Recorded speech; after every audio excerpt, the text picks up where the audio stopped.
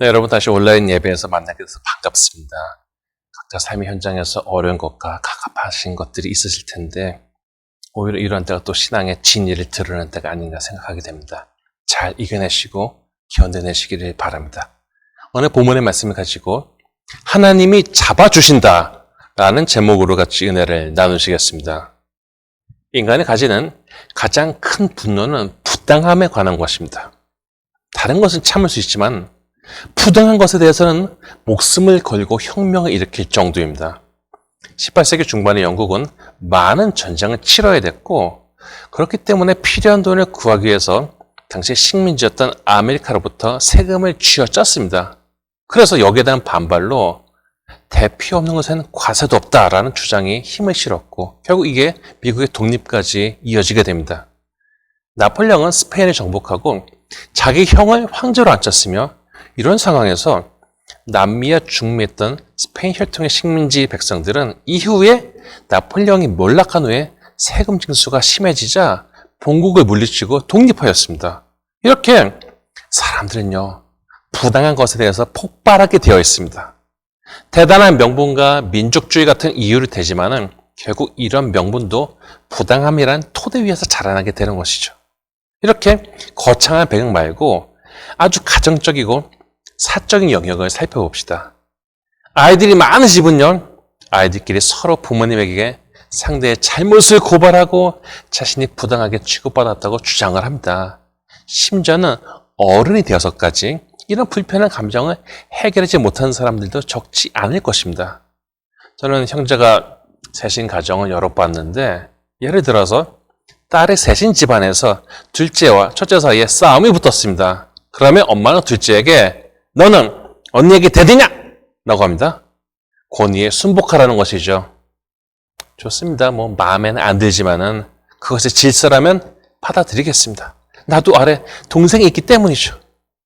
그런데 막내는 귀여운 행동으로 부모님의 마음을 빼앗기 마련이고 어느 날 자기 물건을 망친 동생과 대판 싸웠는데 잘못은 자기가 해놓고도 동생이 자기가 막 울고 있고 자신이 억울하면 엄마에게 호소하지만은 엄마의 대답은 정말 부당하게도 너는 언니가 돼서 그것도 못 참니? 이런 것입니다. 이렇게 가운데 있으면서 위에서 늘리고 아래서 치임을 당하는 가운데 뭔가 부당함에 대한 응어리가 있는 사람을 찾아보기는 어렵지가 않습니다. 저보다 한 20년 정도 윗세대신 분들은 아들 위해서 딸들이 희생하는 경우들이 많은 정도가 아니라 대부분 그렇게 살았습니다. 나도 공부하고 싶고 나도 사고 싶은 것이 있지만은 집안의 미래인 아들에게 우선순위가 밀려서 중학교 졸업하고 바로 공장에 가서 밤새 미싱을 돌렸던 것이 우리의 누님들의 가슴 아픈 인생이었습니다. 세상을 울분에 찬 눈으로 바라보면요, 곳곳에 부당한 일 투성이입니다. 공평하지 않습니다. 정의롭지가 않습니다. 황당한 일들이 나의 현실에서 벌어집니다. 세상에 내가 생각하는 방식으로나 기대치로나 돌아가지가 않습니다. 누구라도 상식적이고 순리적인 세상을 원한다고 하겠지만은 인간의 욕망과 죄성은 이런 세상을 변칙적으로 벗어나 자기 의도를 실행하기 마련입니다. 저는 역사를 공부하면서요, 전에는 압제자를 대항해서 같이 군사행동을 했는데 차후에 자신이 행한 것보다 적은 목을 받았다는 그 생각 때문에 같이 행동했던 동지들에게 총을 겨누는 장면들을 보았습니다. 내가 더 가지고 싶고 내가 더 힘을 누리고 싶은 생각 때문에 생각지도 못한 일들이 벌어지곤 하는 것이죠. 그래서 과거 오스만 투르크, 지금의 터키죠. 여기 같은 경우에는 이런 싹을 제거하기 위해서 왕자 한 명이 세자로 책정이 되면요, 다른 형제들을 다 제거하는 것이 이상한 일이 아니었습니다. 인간사에서 특별히 정치적인 싸움에 개입하게 되거나 휘말리게 되면은 아주 더러운 모습을 보게 되거나 여기서 밀리게 되면요, 아주 험한 꼴을 당하게 되는 것이었습니다. 그런데 오늘 본문인 이 시편의 저자인 다윗은 처음부터 대단한 정치적인 야심을 가지고 세력을 규합한 사람도 아니었고 국가가 위기에 처했을 때 하나님께 주신 용기를 가지고 골리앗을 무찌름으로 정치적인 위치를 가지게 된 사람이었습니다. 그런데 다윗이 어린 나이에 좋은 자리를 차지하였으니 주변에서 그를 보는 눈이 어땠겠습니까? 인간의 죄성의 근본에 있는 것이 바로 교만과 시기입니다. 특히 시기심은 상대를 죽일 수도 있는 광기입니다. 그런데 애초에 다윗을 선택하신 분은 하나님이셨습니다. 그렇다면 다윗은 왜 선택됐겠습니까? 이새의 집에 간 사무엘은 처음에 딱 보고 마음에 드는 사람이 있었는데 바로 장자인 엘리압이었습니다. 사무엘상 16장 6절에 7절을 보면은 사무엘은 엘리압을 보고 과연 여호와의 기름을 부으실 만한 자다라고 생각하게 됩니다. 야, 보기 좋아. 이 사람이야. 그런데 하나님은 사무엘에게 그의 용모와 키를 보지 말라고 하십니다. 그러면서 하나님께서 보시는 것은 사람과 같지 않은데 사람은 외모를 보거니와 하나님은 그 사람의 중심을 보신다라고 하십니다. 다윗으로 7명이나 되는 형들이 있었지만 다윗이 선택받은 것은 그가 하나님을 중심으로 의뢰하는 자였기 때문입니다. 하나님을 전심으로 신뢰했기 때문에 목숨을 건 전투에도 감히 나갈 수가 있었던 것이죠. 평상시에 이런 단단한 마음이 없는 자가 어려울 때라고 도전을 받아들일 수가 있겠습니까? 어린 다윗은 덩치가 크고 무작위 대단한 골리앗의 위세에 눌리기보다는 자신이 하나님의 일부로 나아간다고 하면서 자신의 승리를 확신합니다. 아마 이 대결에서 승리를 확신한 사람은 다윗 한 사람이었을 것입니다. 심지어는 그의 형인 엘리압도요, 다윗에게 나는 내 교만과 마음의 완악함을 안다라고 험담을 하는데 사무엘상 17장 28절 이런 외로운 전투를 하나님만 의지하고 나아갔던 것입니다. 이러한 다윗의 마음가짐은 사무엘하 22장 20에서 29에서 30절에 읽혀지게 되는데요. 여호와여, 주는 나의 등불이시오니 여호와께서 나의 어둠을 밝히시리이다. 내가 주를 의뢰하고 적진으로 달리며 내 하나님을 의지하고 성벽을 뛰어넘나이다. 그 다음 절에 보면 다윗은 하나님이 방패가 되심을 찬양합니다. 그런데 이렇게 하나님을 신뢰했던 다윗, 하나님만 믿으면 된다던 그의 순수한 마음이 어려움을 겪게 되었으니 그것은 자신의 공격한 악한 사람들 때문이었습니다. 물론 이들이 다윗을 공격하는 근본적인 이유는 시기심이었습니다. 그러다 보니까 별소리를 다 듣게 되고 인간의 신뢰에 대한 상처를 입은 다윗은 엄청난 고민에 빠지게 됩니다. 그냥 마음이 어려운 정도가 아니라 자신의 생명을 위협받는 상황까지 몰리다 보니까 그 압박감은 그를 초조하게 만들었고 이렇게 어려운 상황 가운데 그는 세상의 부당함에 대한 분노와 불만을 가지게 되었던 것입니다. 아니, 내가 뭘 잘못했다는 것인가? 내가 한 일은 목숨을 걸고 민족을 위해서 싸우고 왕에게 충성한 것인데 내가 왜 이런 상황에 떨어져야 한단 말이지?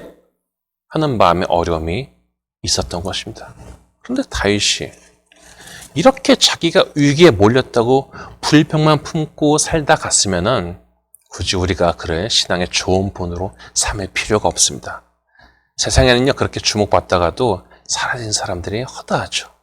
그가 오늘날도 신앙을 배우는 것에 있어서 큰 본이 되는 것은 그가 그런 부당한 상황에서 오는 짓눌린 마음을 이겨냈기 때문입니다.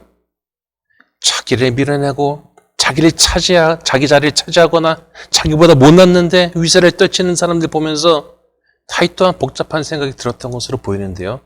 본장 1절에 보면은 악을 행하는 자들 때문에 불평하지 말며 불을 행하는 자들을 시기하지 말지어다 라고 자기 자신한테 얘기합니다. 당장은 그들이 잘 되는 것 같고 당장은 힘을 얻은 것 같지만은 결국 정의를 세우시는 분은 하나님이시라는 신뢰가 다윗의 마음속에 있었던 것입니다. 그래서 악한 자들의 눈에 보이는 성공 때문에 마음을 빼앗기지 말고 자신의 믿음을 지킬 것을 다시 한번 다짐합니다. 지금 당장은 어려운 생각이 들지만은 그러나 바위같이 단단한 믿음으로 풍파를 이겨내려고 했던 것입니다. 사실 사람에게 어려운 상황이 닥치면요, 은근히 하나님에게 섭섭한 생각이 들 수가 있습니다.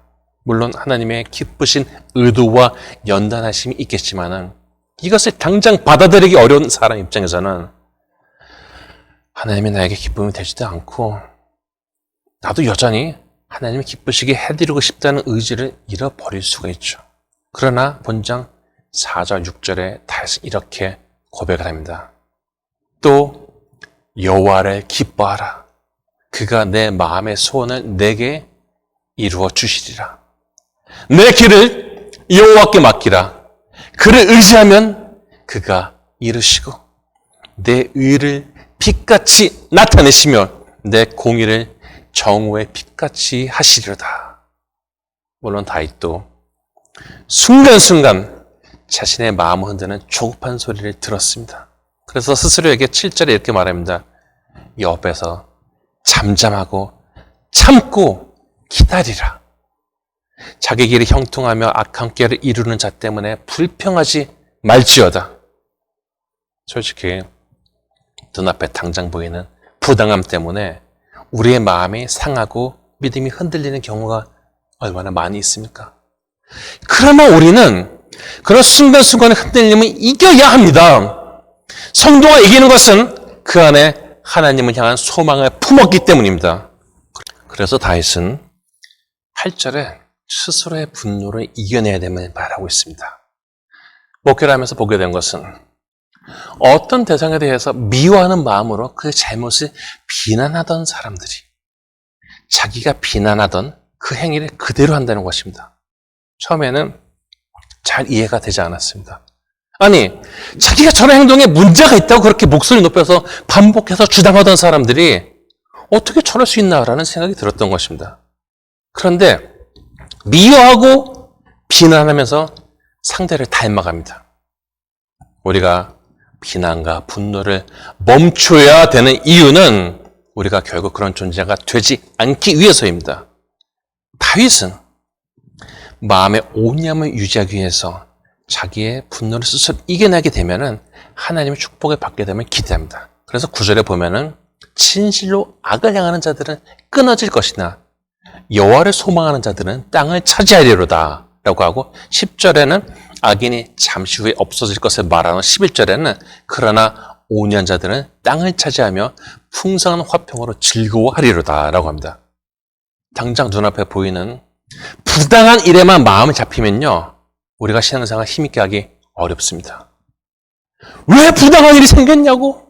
어떻게 이런 일이 나에게 있을 수 있습니까? 하면서 어제의 주먹 많은 분노를 오늘 눈사람만하게 키우다 보면요 나중에는 내 인생을 삼켜버리는 눈사태만큼 커져버리고 마는 것입니다.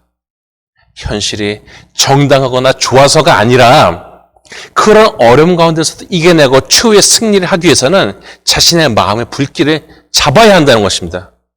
물론 악인이 앞에서 심한 소리하고 막 센 척하지만요 15절에 보니까 다윗은 악인의 칼이 오히려 그들의 양심을 찌른다라고 합니다. 즉 정도를 벗어난 사람은 겉으로는 세게 나가도 하나님께서 그 마음의 평안을 빼앗으신다는 것입니다. 그러므로 우리가 하나님 앞에서 정당하다면요 그 마음의 평강을 지킴으로 자신의 역량을 오히려 증명해 내어야 됩니다. 물론 이 길을 가다가도 중간중간에 마음이 약해지고 돌풀에 걸려 넘어지는 일들도 있을 것입니다. 우리는 탱크가 아닙니다. 감정에 휘둘리고 상황에 염려하는 약한 인간들입니다. 그러나 우리가 믿는 것은 우리를 여전히 도우시고 돌보시는 하나님입니다. 우리가 하나님을 신뢰하면서 얻는 유익은 우리가 어려움에 하나도 겪지 않는 것이 아니라 그렇게 되면 인간은 다 자기가 잘해서 그런 줄 알고 금방 교만해져서 하나님 기쁘시게 하지 않는 것에 목소리를 높이거나 타락하기 마련이죠. 그러나 우리가 하나님께서 기뻐하시는 방향으로 우리의 길이신 예수 안에서 묵묵히 걸어갈 때 그것을 기쁘시게 보시는 분이 바로 하나님이십니다. 우리도 하나님을 기쁘시게 하고 있다는 자신감이 있어야지 신앙생활을 더 힘있게 해나가지 않겠습니까? 우리가 고속도로를 달리다가 타이어가 펑크 난다든지 기관 고장이 난다든지 하면 어려움을 겪게 되는데요. 그래도 패닉에 빠지지 않은 이유는 이것을 돕는 시스템과 사람들이 있기 때문이죠. 제가 유학생 때 중고차를 몰고 이렇게 먼 거리를 다니면서 목회를 했는데 고속도로에서 차가 여러 번 견인이 되었어요. 마찬가지로 우리가 주님 의지하면서 걷는 이 길에서도 타이어가 터지고 엔진에 문제가 있을 수가 있습니다. 그러나 우리가 그렇게 어둡고 추운 고속도로 한편에 놓이지 않고 해결해 나가듯이 하나님께서 우리를 도우십니다. 그래서 본문 23절에 보면 다시 이렇게 노래합니다. 여호와께서 사람의 걸음을 정하시고 그의 길을 기뻐하시나니 그는 넘어지나 아주 엎드러지지 아니함은 여호와께서 그의 손으로 붙드심이라. 다윗은 어려운 상황에서도 자신의 영혼을 악한 것에 팔아버리지 않고 지켜나가는 것이 결국 축복을 가져옴을 알았고 본편에서 꾸준하게 의인의 축복과 번영을 노래합니다. 다윗은 하나님 편의 선자를 하나님께서 도우실 뿐만 아니라 채우실 것을 믿었던 것입니다. 지금 비록 하나님의 정의가 침해당한 것 같지만은 그런 부당함 속에서도 역사하시는 하나님을 신뢰하고 기다린 다윗은 28절에 여호와께서 정의를 사랑하시고 그의 성도를 버리지 아니하심이로다. 그들은 영원히 보호를 받으나 악인의 자손은 끊어지리로다 라고 합니다. 살면서 신앙대로 하나님을 의지하면서 사는 것에 대한 불안한 생각이 드는 경우가 있을 것입니다. 누가 어떻게 되었더라 하면서 우리의 마음의 평강을 흔드는 소리와 눈에 보이는 정보가 반드시 있기 마련입니다. 물론 우리가 듣거나 보는 곳에는 아주 단편적이고 잘못된 것들이 많이 있지만은 당장 섭섭하고 불편한 마음을 품는 것이 믿음으로 이겨내는 것보다 빨라 보일 수가 있죠. 그러나 하나님을 믿는 사람은 기다릴 줄 알고 견뎌낼 수 있어야 됩니다. 34절을 읽겠습니다. 여호와를 바라고 그의 도를 지키라. 그러면 내가 땅을 차지하게 하실 것이라. 악인이 끊어질 때 내가 똑똑히 보리라. 지금 당장 조급한 마음 때문에 지켜야 할 것을 버리는 것이 그게 우리를 살리는 게 아니라 그 마음에 하나님에 대한 소망을 잃지 않는 것이 우리를 살리는 것이요 구원하는 것입니다.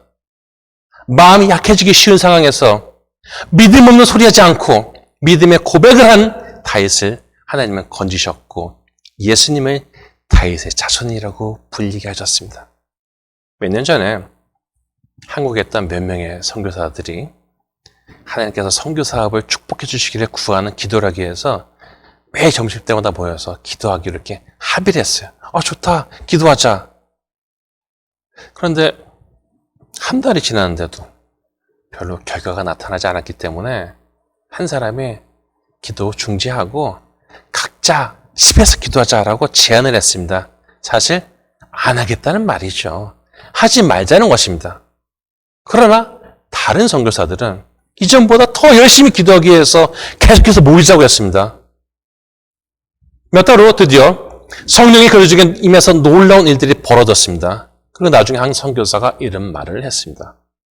몇 달 동안 기도하기를 잘했어요.